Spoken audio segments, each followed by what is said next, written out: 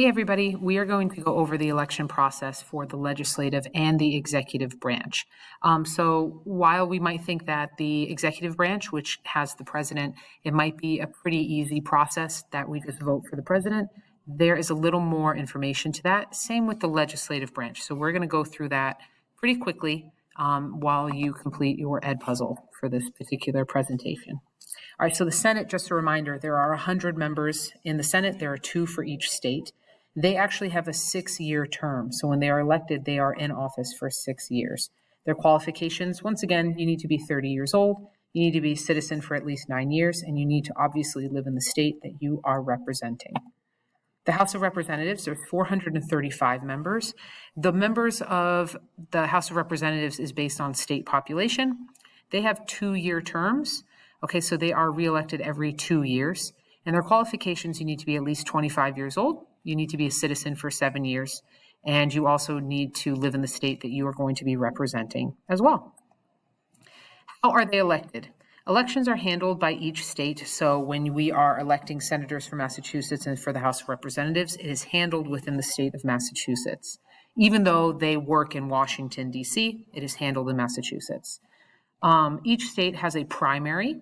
So a primary is if in one political party, either Democrat, Republican, or Independent, if there are multiple people who are running in that party who would like to be elected, you have a primary first. So what it does is it takes a bunch of Democrats, for instance, if there's 5 people running who are Democrats, and we narrow it down to one person to represent the Democratic Party. If no one wins a majority, it's called a runoff. And then we have the general election. That is when you start to have who is representing the Democratic Party, who is representing the Independents, and who is representing the Republicans. And they are all competing against each other to actually win the one seat. That is the general election. That is the winner who gets to go to Congress.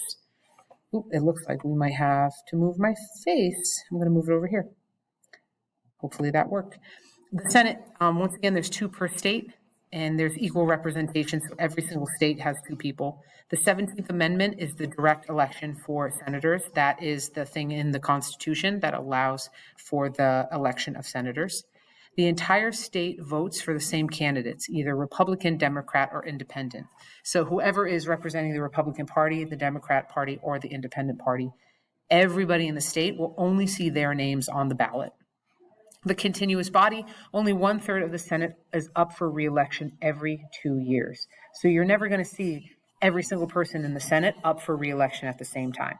You're going to see 1/3 of the Senate up for re-election every 2 years, which is why they're in a 6-year term. Okay, that's important because if you had everybody up for re-election at different times or at the same time, that would be really disruptive to the Senate. They don't want to lose that many people at once. Hold on one sec. The House of Representatives, I'm going to move my face again. Hopefully you guys can see that. You're going to vote for candidates in your district only. So every district has certain candidates. In Lynn, you have a specific representative. If you live outside of Lynn, you have different representatives. And you only vote for the candidates that are in that district. The number of districts per state is based on population. And of course, there's a total, once again, of 435 representatives. The reapportionment. Every 10 years after the census, the number of states per, it should say representatives per state is balanced proportional to population.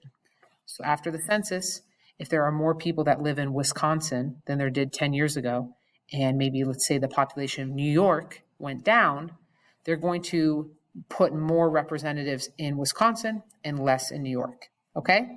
Redistricting, when the district lines in each state are redrawn after reapportionment. So what we're also going to notice is in this state, if more people move to Boston, you're going to need more representatives within the Boston area, within the district that contains Boston. If a lot of people move out of Boston and they move towards the mountains in Massachusetts, you're going to need to have more representatives out there. You need to have the representatives following the population. The term limit, there is no term limit. So they can be reelected and reelected and reelected over and over and over again. The pros, it keeps incompetent people out. So if somebody is doing well in their job, they are not going to get a chance to just be a representative or a senator. It keeps the government running smoothly and it's efficient. The cons, people stay past their time, they're stagnant, and they're less responsive to the people. So that is the information you need for term limits. Let me go to the next slide. The incumbency advantage. Those in office tend to get reelected. So name recognition and media coverage, they usually have more money, there's more experience. There's usually grassroots efforts, things that they do back home because people know them, so they're able to raise more money. Incumbency means the people who are currently in office. So the people who are currently in office, they usually have the advantage to get reelected because people know who they are, and they're usually doing a pretty decent job if they've been in office, even for one term. Usually people want to give them another chance. And then if they've been in office for more than 2 terms, people know them and they usually respect them and want to keep them in office. This information is basically how diverse Congress is. I'm just going to move myself over here. You can see over here by ethnicity how diverse the Congress is. The Republicans, how many people who are members of the U.S. Congress, either in the Senate or in the House, how many of them are white, how many of them are Hispanic, American Indian, Asian Pacific Islander, or African American. You can see that information over here. In general, they are well educated. They usually go to pretty elite colleges. Their jobs before becoming senator or House of Representatives, they're usually lawyers or businessmen, and they're usually wealthy. Their salaries usually start around $174,000 a year, if not more. Sometimes the Senate is called the Millionaires Club because they make a lot of money in that job, but also additionally outside of their job.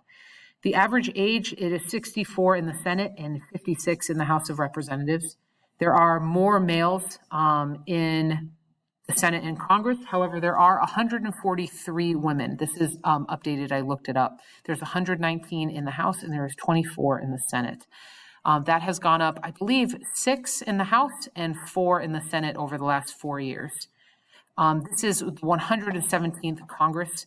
The majority in both houses is Democrats right now. In the last election, that had changed from the Republican majority to a Democrat majority. Executive branch voting. When eligible American citizens go to the polls to vote, their vote is considered the popular vote, and they are actually casting votes for the electors of their state to cast their electoral vote for their candidate. So there's 2 types of voting, popular vote and electoral vote. Let me get to that. Popular vote versus electoral votes. All of the popular votes get counted on election night in November, and the candidate who wins the most popular vote gets to have their electors cast their electoral votes. This takes place on the first Monday after the second Wednesday in December in state capitals. You don't really need to know the timeline. What's important to know is that popular vote happens first, electoral votes happen after. What exactly is the Electoral College? The Electoral College isn't actually a place. It's not a college. It is a political process used in the United States presidential elections to elect a president and a vice president.